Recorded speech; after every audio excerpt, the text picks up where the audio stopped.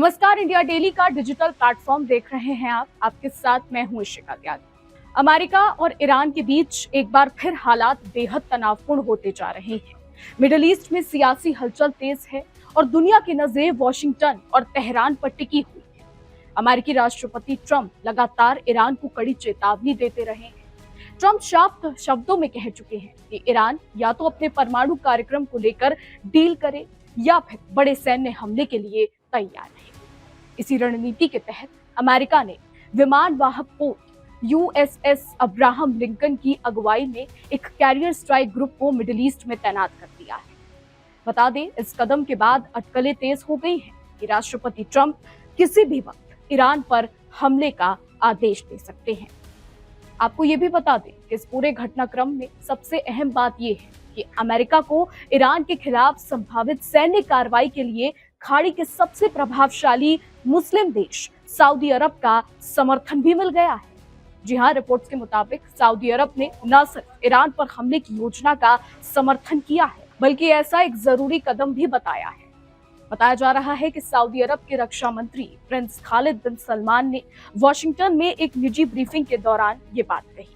उन्होंने कहा कि अगर राष्ट्रपति ट्रंप ईरान के खिलाफ कार्रवाई करते हैं तो ये जरूरी है, क्योंकि अगर ऐसा नहीं किया गया तो ईरानी सरकार का हौसला और ज्यादा बढ़ जाएगा। हालांकि सऊदी रक्षा मंत्री का ये रुख सार्वजनिक तौर पर सऊदी अरब के अब तक के बयानों से बिल्कुल उलट नजर आता है। इससे पहले रियाद की ओर से क्षेत्र में तनाव बढ़ाने को लेकर अमेरिका को चेतावनी दी गई थी। इतना ही नहीं, करीब 3 हफ्ते पहले सऊदी क्राउन प्रिंस मोहम्मद बिन सलमान ने खुद राष्ट्रपति ट्रंप से चिंता जताई थी। बताया जाता है कि उस वक्त अमेरिकी राष्ट्रपति ईरान पर हमले की योजना को अंजाम देने वाले थे, लेकिन सऊदी अरब की चेतावनी के बाद ट्रंप ने उस फैसले को टाल दिया था। यानी राष्ट्रपति डोनाल्ड ट्रंप ईरान पर हमला करने की पूरी तैयारी में है। लेकिन इसी बीच हालिया घटनाक्रम में एक और अहम मोड़ देखने को मिला है। इसी सप्ताह सऊदी क्राउन प्रिंस मोहम्मद बिन सलमान ने ईरान के राष्ट्रपति मसूद से फोन पर बात की थी। इस बातचीत के दौरान एमबीएस ने ईरान के नेतृत्व को ये भरोसा दिलाया कि सऊदी अरब के एयर स्पेस का इस्तेमाल ईरान के खिलाफ किसी भी सैन्य कार्रवाई के लिए नहीं होने दिया जाएगा। यही नहीं, क्राउन प्रिंस ने यह भी कहा कि सऊदी अरब ईरान की संप्रभुता का सम्मान करता है। ऐसे में अमेरिका को लेकर काफी सारी अटकलें लगाई जा रही हैं। अब फोन पर हुई इस बातचीत में एमबीएस ने यह भी साफ किया कि रियाद विवादों को बातचीत के जरिए सुलझाने के प्रयासों का समर्थन करता है। उन्होंने तनाव कम करने और कूटनीतिक रास्ते से समाधान निकालने पर जोर दिया। ऐसे में एक तरफ सऊदी रक्षा मंत्री का अमेरिका के समर्थन में दिया गया बयान, तो दूसरी तरफ सऊदी के नेतृत्व का सार्वजनिक रूप से बातचीत और शांति की बात करना, जिसने इस पूरे घटनाक्रम को और ज्यादा जटिल बना दिया है।